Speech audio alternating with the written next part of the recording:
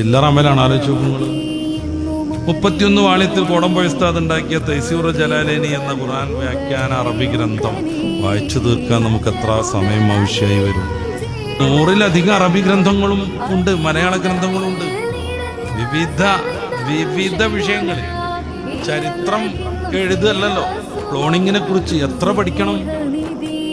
ക്ലോണിങ്ങിനെ കുറിച്ചുള്ള പുസ്തകത്തിൽ എത്ര പഠിക്കണം? അപ്രകാരം ഈ ജിനോം പ്രൊജക്റ്റിനെ കുറിച്ച് എത്ര പഠിക്കണം?